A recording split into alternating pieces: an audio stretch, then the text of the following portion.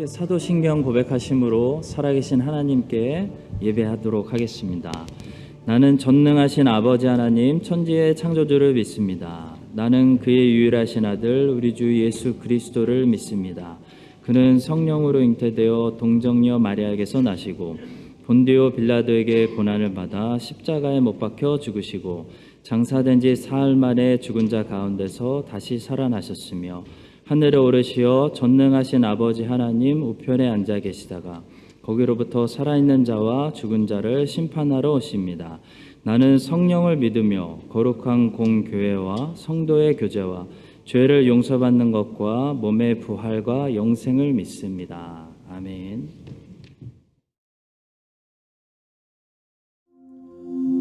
시온의 영광이 빛나는 아침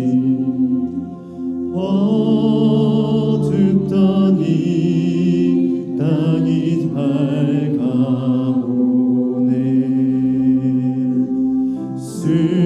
슬픔과 애통이 기쁨이 되니 시온의 영광이 비춰오네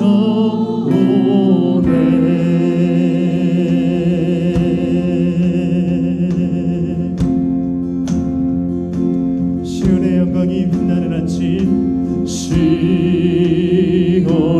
영광이 빛나는 매였던 종들이 매였던 종들이 돌아오네 오래전 선지자 꿈꾸던 복을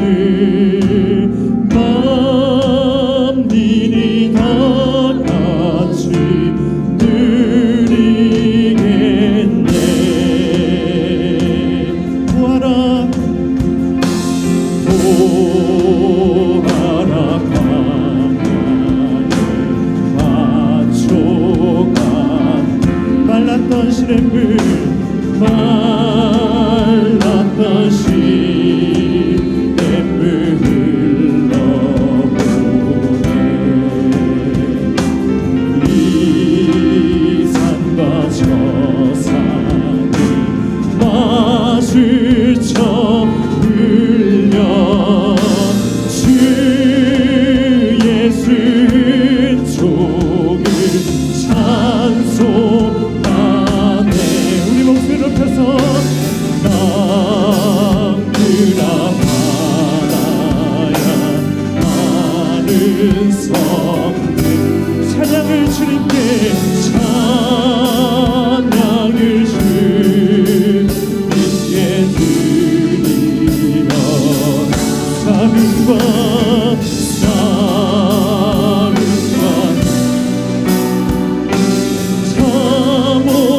참혹한다 찬송이 하늘에 사무친 쌍과 죄악의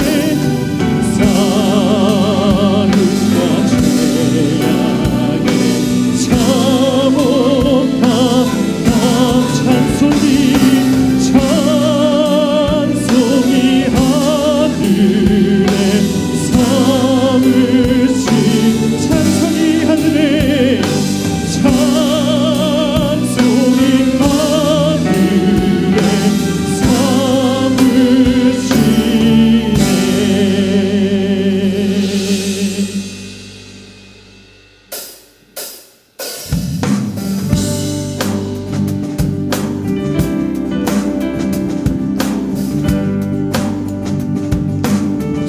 사무치네 주의 음성을 내가 들으니 사랑하는 말일세 믿는 마음으로 주께 가노니 나를 영접하소 주여 넓으신 은혜 베푸사 넓으신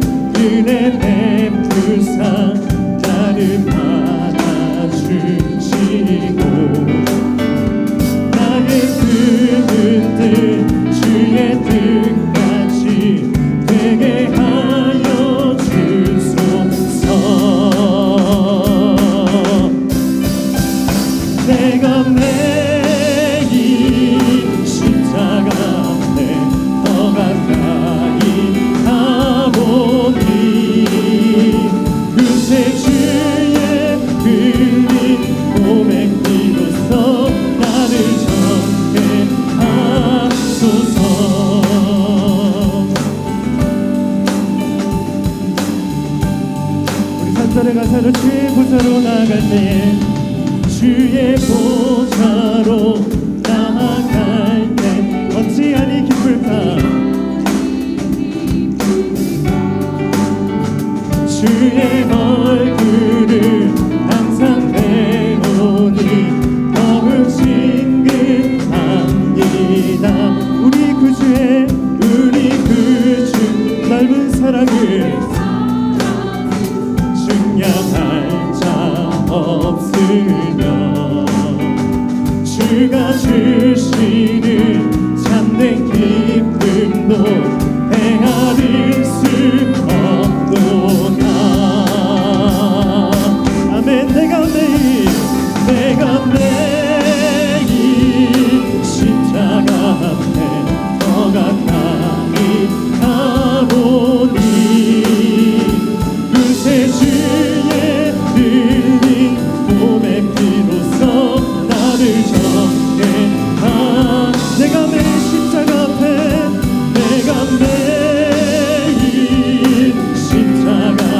더 가까이 가오니 그새 주의 흘린 몸의 피로써 나를 정케하소서.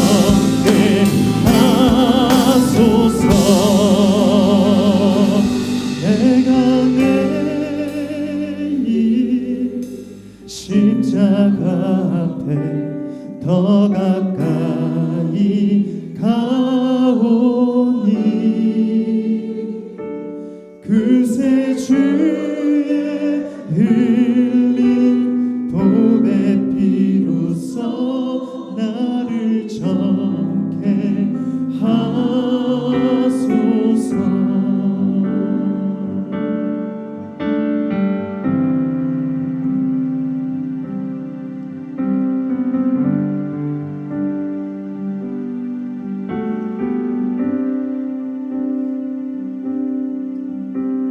주님 제 마음이 너무 둔해서 주님을 볼 수 없습니다.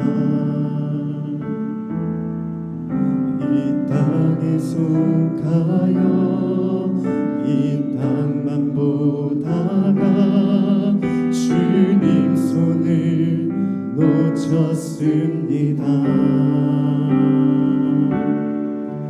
나는 나그네로 왔는데 왜 주저앉게 되었나. 나는 정직인인데 언제부터 내 삶의 주인이 되어버렸나.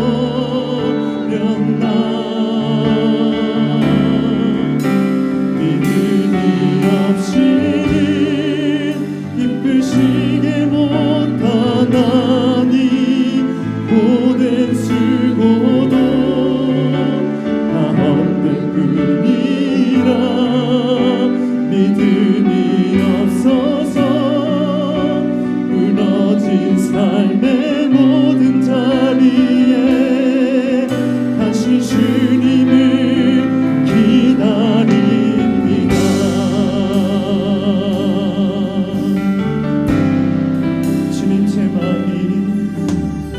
주님 제 마음이 너무 둔해서 주님을 볼 수 없습니다. 이 땅에 속하여 이 땅만 보다가 주님 손을 놓쳤습니다. 나는 나그네로 왔는데 왜 주저앉게 되었나. 나는 정직인인데 언제부터 내 삶의 주인이 되어버렸나. 믿음이 없이는 기쁘시게 못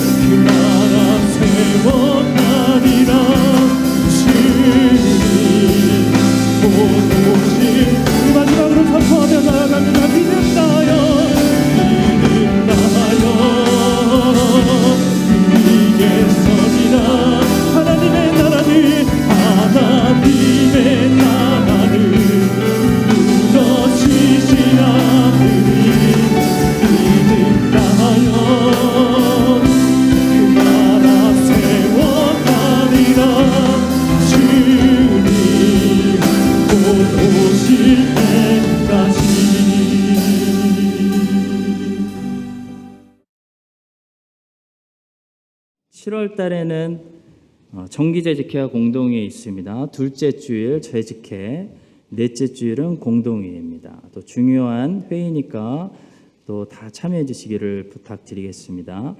오늘 오후 2시에 광고 드린 대로 허브장 모임 하도록 하겠습니다. 이번 주 금요일은 둘째 주일입니다. 그래서 성령대망회로 드립니다. 많이 오시고 또 함께 예배 드렸으면 좋겠습니다. 주중 예배, 또 새벽에는 우리가 사사기 말씀, 수요일에는 사도행전, 금요일에는 마태복음 말씀 나눕니다. 주중 예배에도 힘이 되시는 대로 한 번이라도 꼭 열심히 참여해 주시기 바라겠습니다. 화요 여성 중보기도는 이번 주부터 방학했습니다. 또 한 텀 동안 기도하시는 분들 너무나 수고하셨고요. 3주 쉬고 7월 25일부터 다시 개학합니다. 청소년 청년 집회 이제 얼마 남지 않았습니다. 이 주보 앞에 포스터를 좀 작지만 이렇게 해드렸고요. 게시판에 포스터 보시면은 누가 오시는지 자세하게 보실 수 있습니다. 월요일부터 목요일까지는 우리 교회에서 연합 집회입니다. 영어권 강사님들 모시고 청소년 청년 집회, 말씀 집회하고 금, 토는 한사랑교회에서 역시 연합 집회입니다. 우리 장년들 대상으로 오성강 목사님 모시고 말씀 집회 나누고 또 사모님께서 주일에는 저녁에 남포교회에서 우리 어머니들, 자녀 키우는 어머니들 대상으로 세미나 해주시겠습니다. 풍성한 하나님이 예배해 주시는 말씀 집회 한 번도 나오시지 않고 주일에 오시면 절대 안 됩니다. 꼭 한 번이라도 두 번이라도 말씀 집회 다 오셔서 은혜 받으시길 바랍니다. 청소년 청년 집회 때 사용할 그릇들이 부족한 상황이라고 합니다. 혹시 부엌에서 안 보이시던 그릇이 발견되면은 꼭 교회 거로 반납해 주시기 바라겠습니다. 하나님께서 오늘 우리에게 주시는 말씀은 구약성경 사무엘상 16장 1절부터 5절의 말씀입니다. 구약성경 16장 1절부터 5절의 말씀, 우리 차츰차츰 한 목소리로 합독하겠습니다. 여호와께서 사무엘에게 이르시되 내가 이미 사울을 버려 이스라엘 왕이 되지 못하게 하였거늘 내가 그를 위하여 언제까지 슬퍼하겠느냐.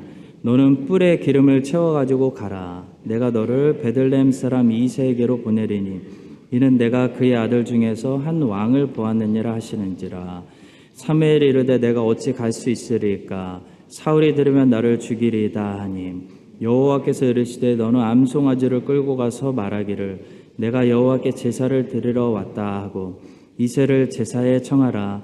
내가 내게 행할 일을 가르치리니 내가 내게 알게 하는 자에게 나를 위하여 기름을 부을지니라. 사무엘이 여호와의 말씀대로 행하여 베들레헴에 이르매 성읍 장로들이 떨며 그를 영접하여 이르되 평강을 위하여 오시나이까. 이르되 평강을 위함이니라. 내가 여호와께 제사하러 왔으니 스스로 성결하게 하고 와서 나와 함께 제사하자 하고 이새와 그의 아들들을 성결하게 하고 제사에 청하니라. 아멘.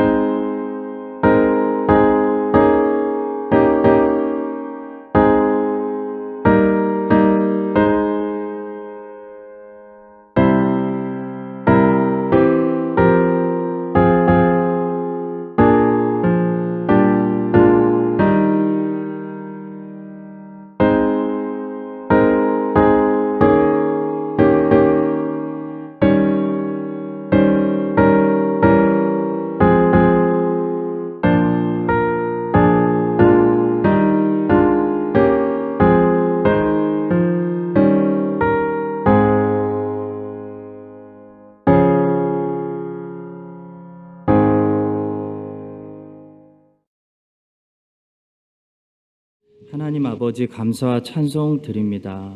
오늘 복된 주일에 하나님 자녀들이 주님 앞에 모였습니다.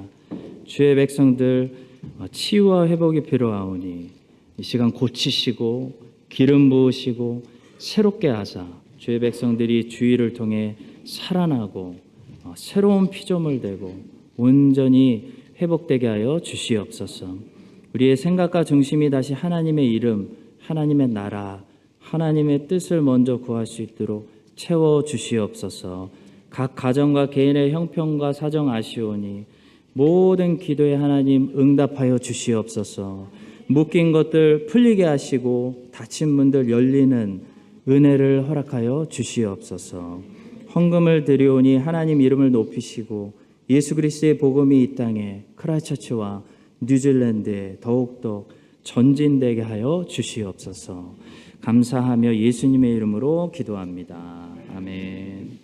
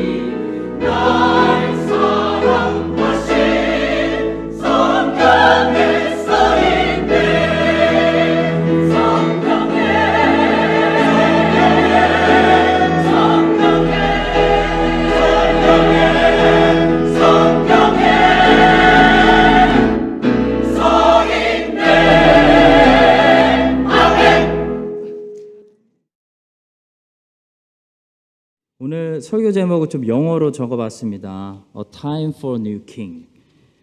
해석은 각자 알아서 하시면 되겠습니다. 역사에는 과도기라는 것이 있습니다.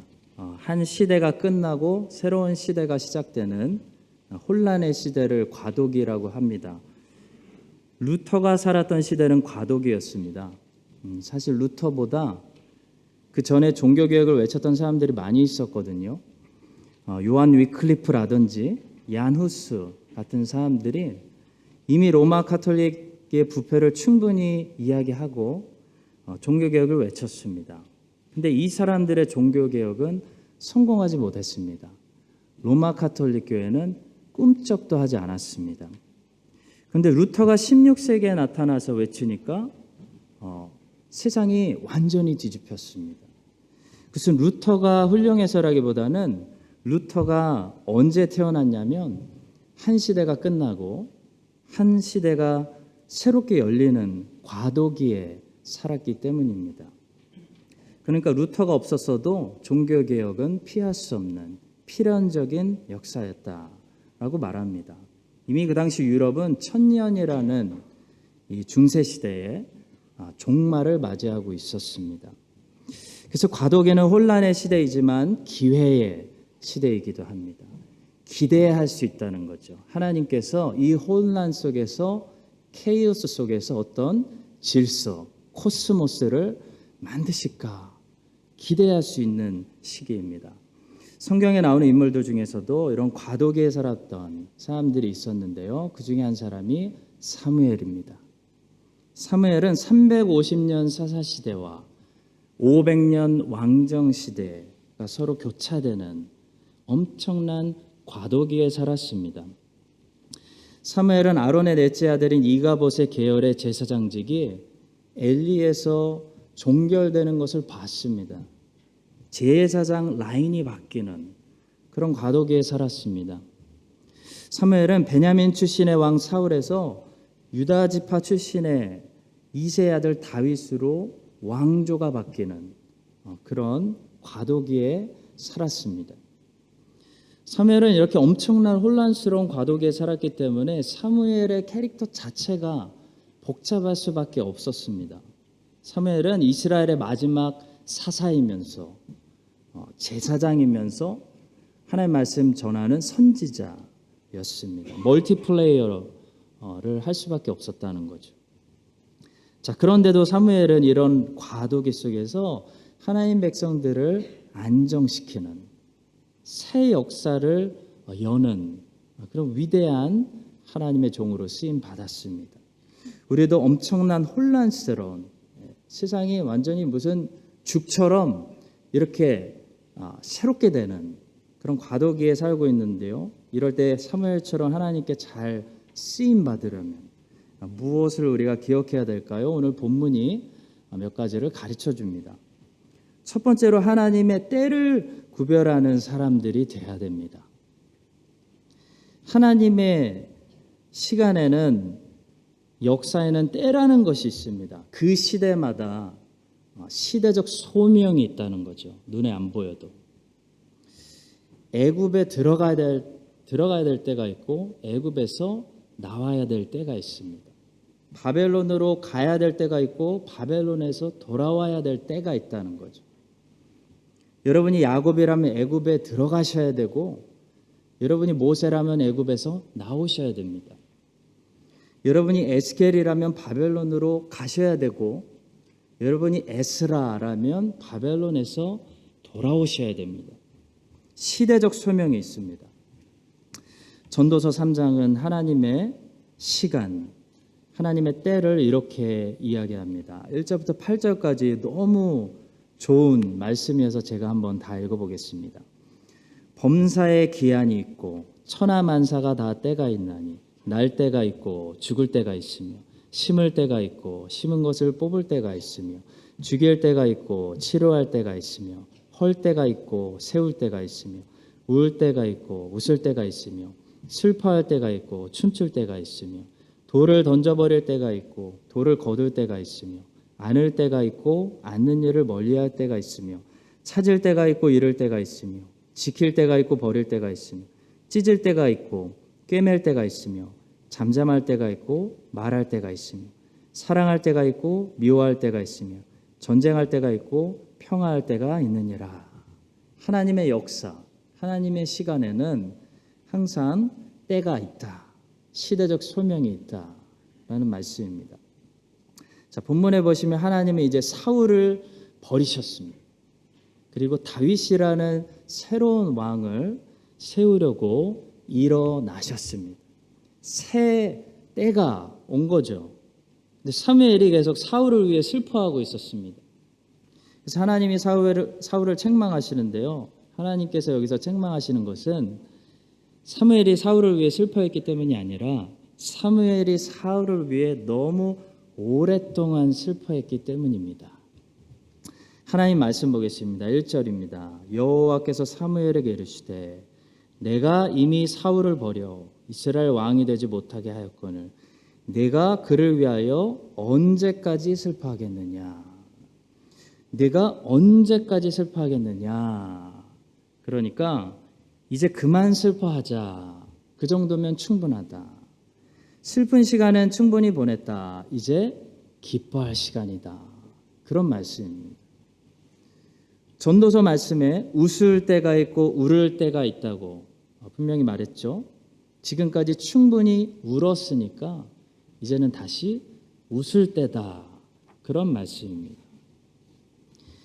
이 복음서에 보시면은 바리새인들이 월요일과 목요일 일주일에 2번 금식하고 자랑했기 때문에 금식 논쟁이 많이 등장합니다. 세례 요한의 제자들도 금식하고 있었습니다. 세례 요한의 제자들이 금식하고 있었을 때 주님께서는 그들의 금식 자체를 문제라고 지적하지 않으셨습니다.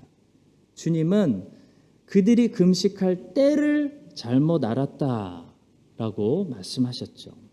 예수님의 말씀의 포인트는 금식하지 말라는 것이 아니라 금식이 나쁘다는 것이 아니라 지금은 금식할 때가 아니다라는 것이 포인트였습니다. 신랑이 함께 있을 때는 먹고 마시고 너희들은 지금 최대한 보고 듣고 마음에 새기고 나와 함께 있어야 될 때다. 그런 말이죠. 마찬가지로 선한 것들도 때를 잘못 선택하면 잘못된 것이 될 수 있습니다. 웃는 것은 좋은 것이죠. 저는 웃는 사람들이 너무나 좋습니다. 근데 장례식장에서 웃는 것은 나쁜 것입니다. 웃는 것 자체가 나쁜 것이 아니라 때가 중요한 거죠. 사무엘이 사울을 위해 슬퍼하는 것이 나쁜 것이 아니라 지금은 이제 사울을 위해 슬퍼해야 되는 때는 끝났다라는 말씀입니다. 이제는 그만 슬퍼하고 하나님께서 새롭게 하시는 역사, 새롭게 세우시는 왕을 기대하고 기뻐해야 된다. 그런 말씀입니다. 자, 사무엘은 하나님의 책망을 듣고 지금은 사울을 위해 슬퍼할 때가 아니라 이제 새로운 왕을 세워야 하는 때구나 라는 것을 깨달았습니다. 그래서 베들레헴으로 가죠. 그래서 다윗을 찾게 되고 다윗에게 기름을 부음으로 이스라엘의 새로운 왕으로 세웠습니다. 자, 그런 이야기가 이제 쭉 나오는데요. 여기서 우리는 하나님의 때에 대해서 또 한 가지 중요한 사실을 보게 됩니다. 바로 하나님의 때는 이미 시작되었다고 해서 그것이 곧바로 완성을 의미하는 것은 아니라는 것입니다. 우리는 이미와 아직 사이에서 무엇을 해야 되냐면, 무엇을 하게끔 요구를 받냐면 믿음을 가지고 인내하며 완성을 기다려야 할 때가 많다는 거죠. 자, 1절에서 하나님은 뭐라고 말씀하시죠? 분명히 사울을 내가 이미 버렸다라고 분명하게 말씀하십니다. 1절 말씀입니다. 여호와께서 사무엘에게 이르시되 내가 이미 사울을 버려 이스라엘 왕이 되지 못하게 했다라고 말씀하십니다. 자, 그리고 성경은 사무엘상 16장에서 분명히 다윗을 이스라엘의 새로운 왕으로 세웠습니다. 기름 부어 버렸습니다. 자, 그런데 성도 여러분, 이미 시작된 이 새 일이 완성되는 것은 사무엘상 16장이 아니라는 거죠. 이미 시작된 이 하나님의 새 역사가 완성될 때까지는 긴 시간을 인내로 기다려야 하는 것입니다. 사무엘도 기다려야 되고 다윗도 기다려야 되고 이스라엘 사람들도 기다려야 했다는 거죠. 하나님께서는 사무엘상 16장에서 이미 사울을 버리셨지만 사울은 사무엘상 31장에 가야 죽음을 맞이합니다. 다윗은 사무엘상 16장에서 이미 이스라엘의 왕으로 기름 부음 받았습니다. 그러나 다윗은 사무엘 하 2장에 가서야 헤브론에서 겨우 유다의 왕이 되고 사무엘 하 5장에 가야 드디어 이스라엘의 왕이 됩니다. 하나님이 이미 시작하신 것이 완성되기까지 사무엘 하 5장까지 가야 된다는 거죠. 우리의 구원도 마찬가지입니다. 우리가 구원을 이야기할 때 우리는 신학적으로 이미와 아직을 이야기합니다. 이미 구원받았지만 아직 구원이 완성된 것은 아니라는 거죠. 이미 칭의를 받았지만 아직 여러분과 제가 여전히 죄를 짓고 영화로운 단계로 완성되지 않았기 때문에 그 과정 속에 그 가운데서 우리가 뭘 해야 되죠? 반드시 성화의 단계를 거쳐야 된다는 것입니다. 마찬가지로 성도 여러분, 하나님의 때라는 것은 이미 시작되었다고 해서 지금 완성된 것이 아니라 이미와 아직 사이에서 우리가 믿음의 훈련을 받고 인내를 배우고 계속 성장하면서 기다려야 된다는 거죠. 하나님께서 우리 교회를 복주시기로 작정하셨다면 그것이 이미 시작되었을 수도 있습니다. 저는 그것이 시작되었다고 봅니다. 그러나 이미 시작되었어도 완성되진 않았습니다. 완성되지 않았기 때문에 이미와 아직 사이에서 우리는 계속해서 자라나는 훈련받고 인내의 시간을 버티고 믿음과 순종으로 성화되는 과정을 겪게 된다는 거죠. 창세기 8장에 보시면 노아가 이제 홍수 심판이 끝나고 하나님께서 기쁨의 샘과 하늘의 창문들을 분명히 닫으셨습니다. 비가 멈춘 거죠. 자, 중요한 것은 홍수 심판이 끝나고 비가 멈췄다고 해서 온 지면에 가득한 물이 한 방에 사라진 것이 아니라는 것입니다. 창세기 8장은 어떤 장이냐면 기다리는 장입니다. 물이 점점 줄어들었다는 사실을 계속 반복해서 보여주고 노아는 기다리면서 확인합니다. 3절의 말씀입니다. 물이 땅에서 물러가고 점점 물러가서 150일 후에 줄어들고 5절입니다. 물이 점점 줄어들어 열째 달 곧 그달 초하루 날에 산들의 봉우리가 보였더라. 그리고 노아가 방주 안에서 창세기 8장에서 무엇을 하는지 노아가 하는 일 한 가지를 보여주는데요. 바로 인내를 가지고 기다리는 일입니다. 노아는 물이 얼마나 줄어들었는지를 알기 위해 까마귀를 내놓았는데 까마귀가 돌아오지 않죠. 그래서 이번에는 비둘기를 내놓았는데 비둘기가 온 지면에 물이 있으므로 다시 돌아왔습니다. 그때 노아는 비둘기를 방주 안으로 다시 받아들입니다. 그리고 이렇게 합니다. 노아가 무엇을 했을까요? 10절의 말씀. 또 7일을 기다려 다시 비둘기를 방주에서 내놓음. 노아가 한 일은 기다린 일입니다. 그랬더니 이번에는 비둘기가 입에 감람나무 새 잎사귀를 물고 돌아왔죠. 그래서 물이 줄어들고 있다라는 사실을 노아가 알았습니다. 그리고 노아가 뭐 했을까요? 12절 말씀입니다. 노아가 중요한 일을 합니다. 또 7일을 기다려 비둘기를 내놓음에 다시는 그에게로 돌아오지 아니하였더라. 성도 여러분, 기쁨의 샘과 하늘의 창문이 이미 닫히고 하늘에서 비가 그쳤는데요. 훨씬 오래전에 이미 일어난 일입니다. 새 역사가 일어난 거죠. 시작된 거죠. 근데 노아의 방주가 마른 땅에 도착해서 노아가 방주 뚜껑 열고 나오게 되기까지는 인내해야 되고 하나님을 신뢰해야 되고 기다려야 하는 시간이 있었다는 것입니다. 히브리서 6장을 보시면 아브라함이 하나님께 약속받은 것을 어떤 방법으로 결국 성취되게 되었는지, 완성을 보게 되었는지 이렇게 말씀하고 있습니다. 이르시되 내가 반드시 너에게 복주고 복주며 너를 번성하게 하고 번성하게 하리라 하셨더니 그가 이같이 오래 참아 약속을 받았느니라. 하나님께서 우리에게 약속하시고 허락하신 것이 이미 시작된 축복이 우리에게 완성이 되고 열매가 맺어지고 성취를 보려면요, 그 과정 속에서 반드시 여러분과 제가 믿음을 가지고 멈추지 않는 순종과 끈질긴 인내가 필요하다는 것입니다. 하나님이 아브라함에게 일방적으로 선포하실 은혜의 언약은 아브라함의 오래 참는 그 인내와 믿음으로 완성되었습니다. 하나님께서 오늘 본문에서 다윗에게 기름 부으시며 새 왕을 세우시며 새 역사를 이미 시작하셨지만 그 소년 다윗이 정말로 왕이 되기까지는 오래 참는, 훈련받는, 성화되는 믿음이 시간이 필요했습니다.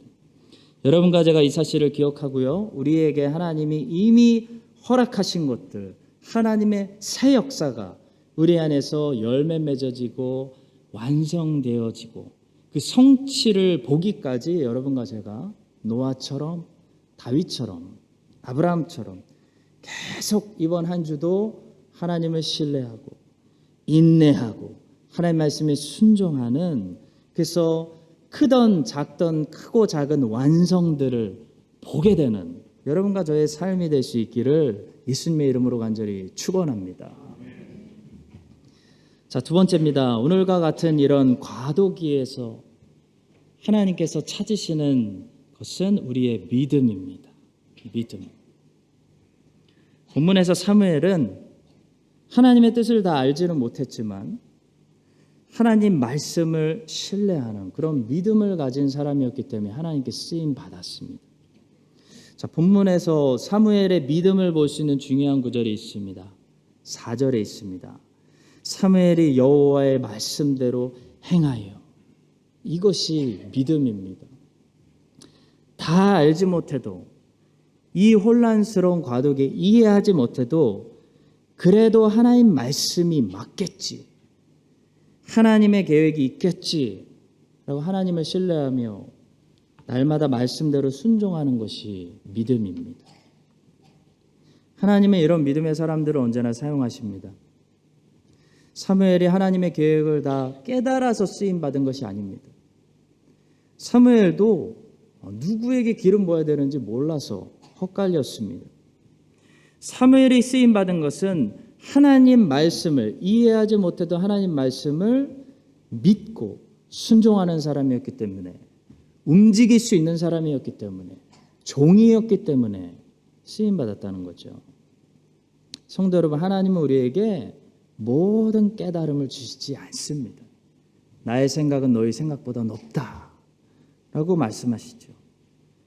하나님은 우리가 신뢰하고 붙들 수 있는 말씀을 주시고 그 말씀대로만 우리가 따라가면 쓰임받는 인생이 되는 것입니다. 복음서에 보니까요, 예수님께서 기적을 베푸시고 불가능을 가능으로 바꾸시고 슬픔을 춤으로 바꾸신 이야기들이 많이 나오죠.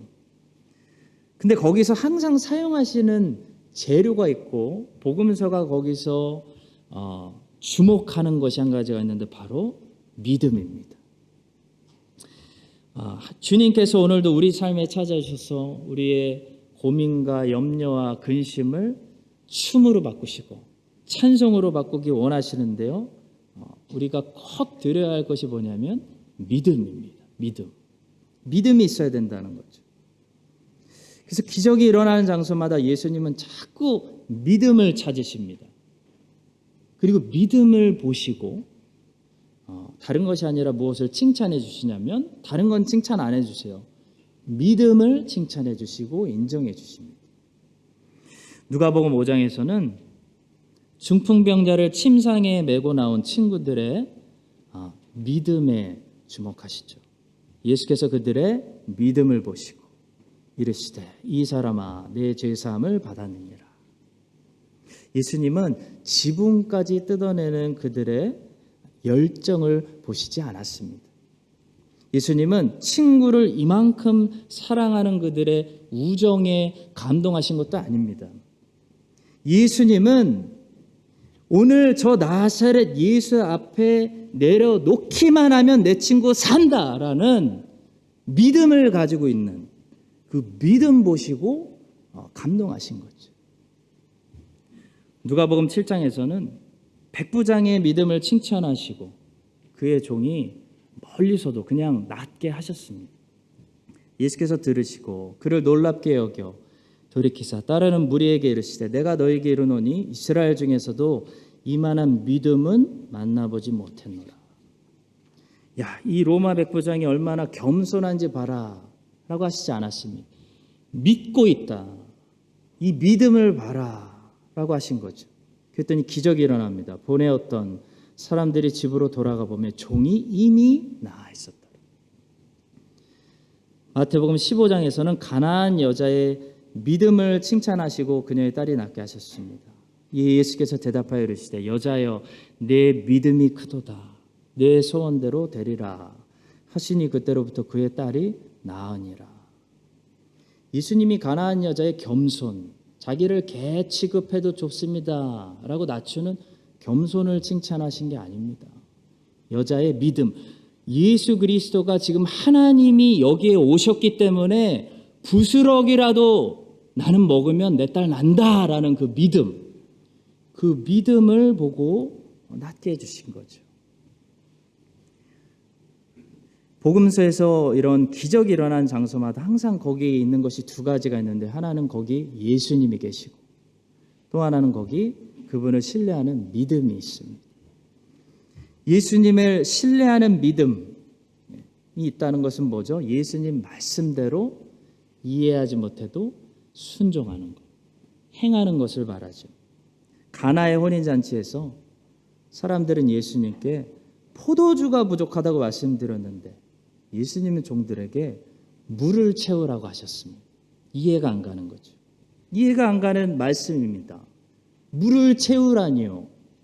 그렇지만 종들은 믿음이 있었기 때문에 이해가 안 가도 예수님의 말씀이기 때문에 예수님 말씀대로 물을 채웠습니다.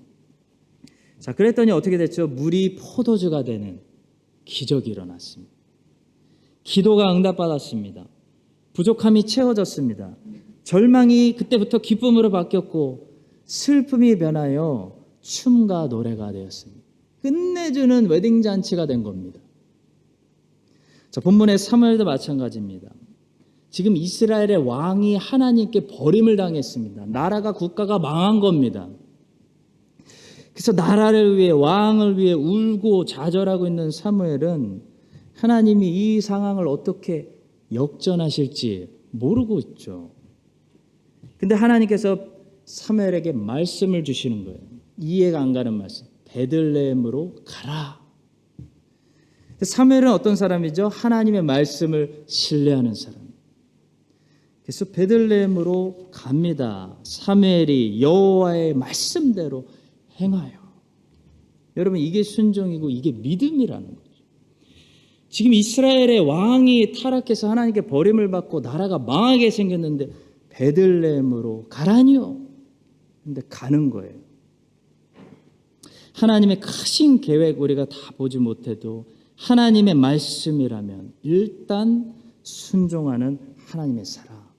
사무엘이 거기 있었기 때문에 이스라엘은 초대 왕이 하나님께 버림받게 되는 이런 최악의 상황 속에서도 이스라엘의 역사 속에 최고의 왕을 발견하고 기름 붓게 되는 그런 역전의 반전의 역사를 볼 수가 있었습니다. 기적이 일어난 거죠. 물이 포도주로 바뀐 겁니다. 성도 여러분, 하나님은 오늘날 여러분과 저의 인생 속에서도 물을 포도주로 바꾸는, 우리의 근심, 걱정, 두려움, 이게 춤으로 바뀌는 일들을 하실 수 있습니다. 하나님은 최악의 상황 속에서도 최상의 꽃 하나를 피게 하시는 분입니다. 그러니까 중요한 것은 거기에 우리의 역할이 있는데, 사무엘처럼 믿음으로 하나님의 말씀에 이해가 안 가도 나에게 명하시는 그 작은 말씀에 순종하는 사람들이 되어야 된다는 거죠.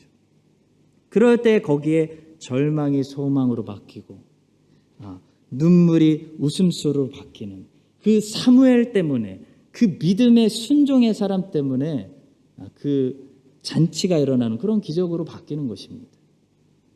여러분과 제가 이 시대에 이 슬픔 많고 어둡다고 하고 소망 없다고 하는 이 시대에 사무엘과 같이 믿음과 순종의 사람들이 되어서 우리가 다 알지 못해도요, 매일 나의 위치에서 하나님 말씀대로 순종하고 살아갈 때 우리 같은 사람들을 통해서 이 땅의 절망을 하나님께서 소망으로 바꾸시고 물을 포도주로 바꾸시는 그런 역전의 하나님의 역사가 뉴질랜드 곳곳 가득히 일어나게 되기를 예수 그리스도의 이름으로 간절히 축원합니다.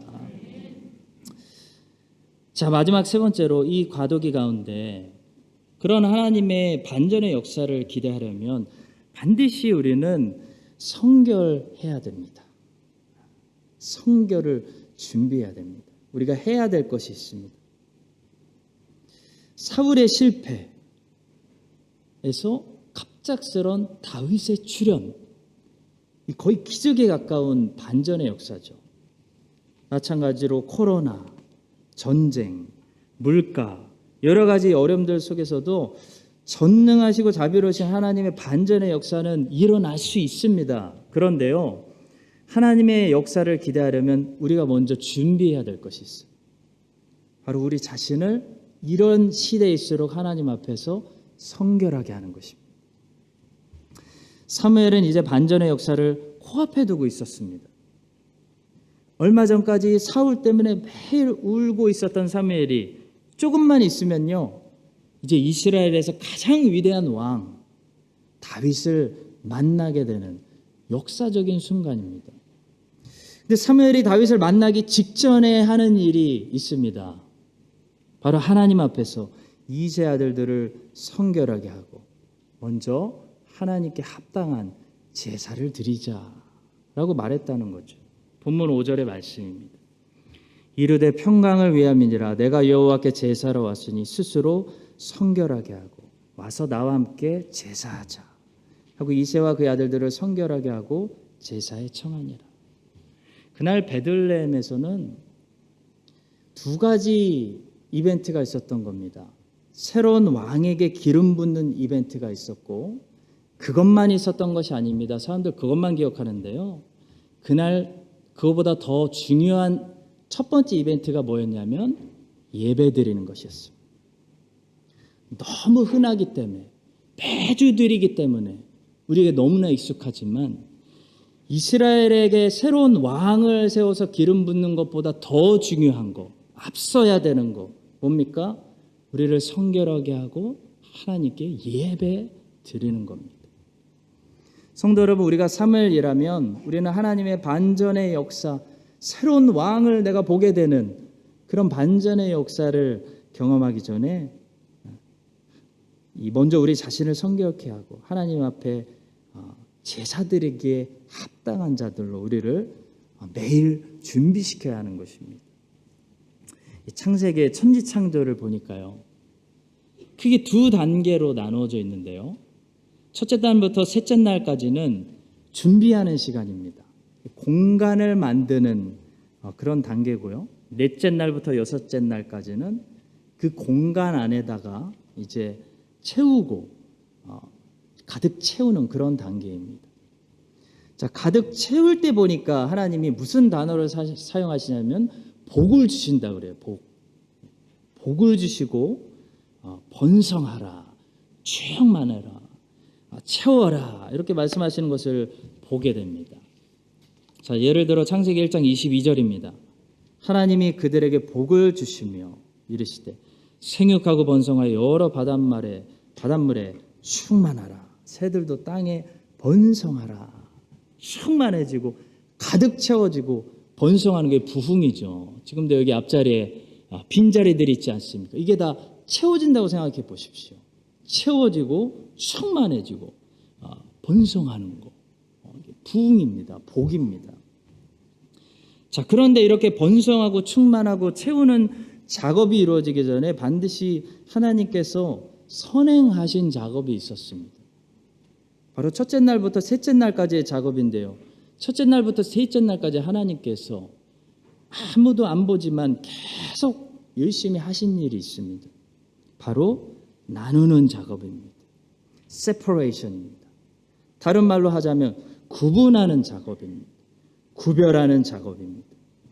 첫째 날 하나님은 빛과 어둠을 나누십니다. 구분하십니다. 4절의 말씀이죠. 빛이 하나님 보시기에 좋았더라. 하나님이 빛과 어둠을 나누사. 둘째 날 하나님은 물과 물을 나누십니다. 6절의 말씀. 하나님이 이르시되 물 가운데 궁창이 있어 물과 물로 나뉘어라. 경계선을 정하시는 거죠. 셋째 날 하나님은 땅과 바다의 경계선을 구분하십니다. 그리고 넷째 날 하나님은 낮과 밤도 구분하십니다. 14절 하나님이 이르시되 하늘의 궁창에 광명체들이 있어 낮과 밤을 나뉘게 하고 그것들로 징조와 계절과 날과 해를 이루게 하라. 그리고 천지 창조 하이라이트를 보면 사람을 만드시고 남자와 여자도 나누십니다. 남자와 여자도 구분하셨다는 거죠. 번성이라는 복을 주시기 전에 하나님께서 꼭 먼저 하시는 작업이 구분입니다.